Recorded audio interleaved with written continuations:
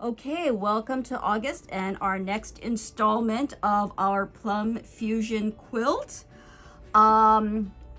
So I have not heard back from anyone. Well, I have one lady that is making the small quilt, and she's pretty funny. So hopefully next month we'll be able to see a center done with the 12 blocks. Otherwise, we should have your 9 blocks together, the center blocks, and 8. You should have your sashing together on that center portion out to the fabric number 8 cornerstones. And you should have 4 blocks left over plus 4 sashes that are only the brown points on one side, or 8 that have only the brown points on one side. So let's get going, and this is going to be really fun. Okay, so we're going to start with flying geese. Now these are a different size flying geese than you're used to. You're going to be doing 2 colors of flying geese. You have 2 and 11, and you have 3 and 11. Okay, you are cutting your square to 4 3/4, and you're cutting your small squares to 2 3/4. You are going to construct them the same way we always do our 4 at a time flying geese. A large background square, 2 squares on top, mark your center, sew on either side, cut apart, push those down, put your final brown square there, mark your center, sew either side, cut apart. Now these are going to be trimmed to 2 by 3.5. So when you have your ruler, instead of our, we've been doing 4.5 by 2.5. Nope. Now we're doing 2 this way and 3.5 this way. However, you're going to square the same way we always did. One of the things that I did to help me is I took a piece of tape and I ran it from 3.5 to 3.5. So this became the V that I lined up on my flying goose before I trimmed that side to the 3.5. And then I ensured that where that met, I had a 1/4 inch from the 1.5 to the, 1 3/4 to the 2. Okay, so these are 3.5 by 2. You are going to be making 8 of this color, and 1 2 3 4. You're making how many of this color? You're making a lot of these. You're making 16 of this color and 8 of this color. 16 and 8. Okay, so with our center pieces, which are fabric number 8, which we cut 3.5 inch squares, we are going to make these very fun star blocks. We are making 4 of these. So 2 inch squares, our 2 by 3.5 inch geese, and then our 3.5 inch center. So you're making 4 of those. Yay! Put those on the side. Oops. Then we are going to take our strips. We are cutting 6.5 inch strips in different widths. Okay, so we have 3 different fabrics. Here's my 3rd fabric because, of course, that one's gone missing. That always happens. Okay, we have 6.5 by 3.5. This is fabric number 8. We have 6.5 by 3, which is fabric number 4, and then we have 6.5 by 2.5, which is fabric number 7. You are going to make 16 sets of these 3 strips. Okay, once you have the 16 sets, you're going to divide them 8 and 8, and to the side with fabric number 7, you're going to add either a fabric number, that's a 2 strip, or a fabric number 5 strip.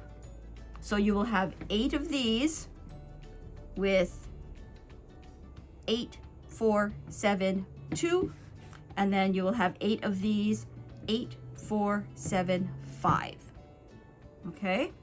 Once you have 8 and 8, 8 and 8, no, 16. Yeah, 8 and 8, that's right. You're gonna sew these together into a piece with number 5 in the middle and number 2 on the end. Okay, so now we have 8 of these strips. Okay, so how does this all go together? You're going to have your star block in the middle. Star block. Oh, wait. Yep, there it is. And then you're going to sew to either side a strip set. Ta-da! You're going to see these up on the board in just a second. So if we're going off the edges, don't worry about it. You'll see them all done. Okay, so when you put these together, remember that the fabric 2s are on the outside. Okay, so it's the center and you have these alternating evenly going out. Okay, so that's your base. You're going to have 4 of these at the end. This is your star row. Okay. Then it's really easy. You are going to take, where'd it go? I had it. It's on my lap. Fabric number 2 and fabric number 5 and make a strip. Now, it says to trim this to, I think 42 inches, 42 and a half inches. I did not. I left this whole 45 with the fabric. I sewed these together as a strip set. Okay, and I'm just going to attach it. And it's going to be longer than your center. Don't worry about it. We're going to trim at the end, okay, because we're going to measure a part of our quilt before we do the trimming. Next, we're going to take our small flying geese with the 3 and the 11, and there are some 12.5 by 2 inch pieces, and you're going to make a set that looks like this. 1, 2, point, and here. And these are going to be sewn to another strip of fabric too. So this goes here. Now it is important, let me do this. We're gonna move this on the other side. Ta-da! So we'll work over here now. Oops, other way. We can cut this anyway. Okay, so we have this strip here, and we have another number 2 piece, and we're going to sew these together. Now, this is going to be a little bit shorter because, of course, right now we don't have seam allowances in, but when we sew this, we want to make sure that the points are to the light fabric, not the flat end, the points, okay, because this is going to complete stars on your quilt. So once this is all sewn together, I am very carefully going to mark my middle and mark my middle when I sew that on. So in fact, one of the things that I did when I sewed this on, marking the middle and marking the middle, because these are getting much longer. Okay, one of the trick is when you start getting these longer pieces, to have them line up more accurately, instead of just marking your middles, pinning, start sewing on one end and going all the way to the other, you potentially could have creepage going from one end and sliding down. So once I get 2 pieces approximately this size, and I know I want these to be in the correct position because these need to line up somewhere, I mark my middle and I pin, going out one direction and going out the other direction. When I start sewing from the middle. I drop my needle in here and I sew going to the right I come back, I drop my needle in here, and I sew going off to my left. So anything weird happens on the ends that we're going to trim off, and not the row itself shifting slightly to the right or the left, okay, which is going to make alignment with the rest of the quilt a little harder. So let's go up to the board, and I'm going to show you what we have done with these pieces, and then we're going to go to the quilt. Woohoo! We're almost there, people. Not too much more. Okay, so after we've put these together, I haven't even trimmed these yet, right? Because we lined these up in the middle and worked our way out. I have 3 of the 4 hanging up here. And so a couple of things. If you have made your first quilt as the small quilt using all 12 blocks, this is your second small quilt that you can make, okay? You can take each row and just line them up. I have the sashing in here. Let me take this out for a second. And then you line these up, and they make cute little bow ties in the row. So you would have one row with bow ties, one row with the double leaf sash, and then another row with bow ties, and then you can finish the quilt with a border. Or these are the sashing pieces that we made last month, and I think you should still have enough fabric to make another 2 sets of 3 sash like this. So you would need 6 of these, 4 of the reds, and enough browns to make the corners. And you can actually slip that in between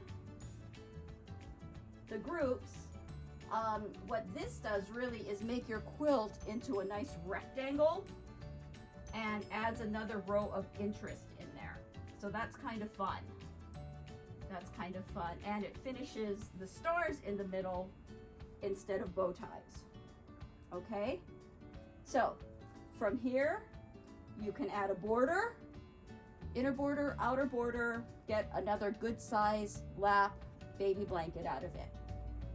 Okay, so, however, if we are going to our quilt, now one of the reasons why I haven't trimmed these yet is I'm going to measure the center of my quilt. So you have your center, which is your 9 blocks and all your sashing, and you're going to want to measure that and find out how close to the measurement you are, because this is where you want to make your adjustment. Okay, so what you're measuring is from here to here. You're going to trim and then add the sash with the points on the outside because this is upside down. And then you're going to put a block. So let me kind of rearrange my board a little.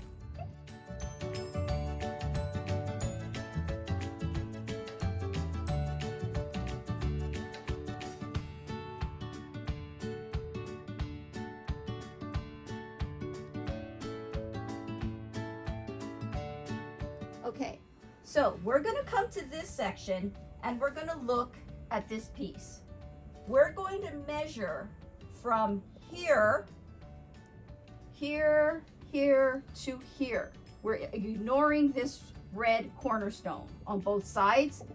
This measurement here is where you want to trim this block.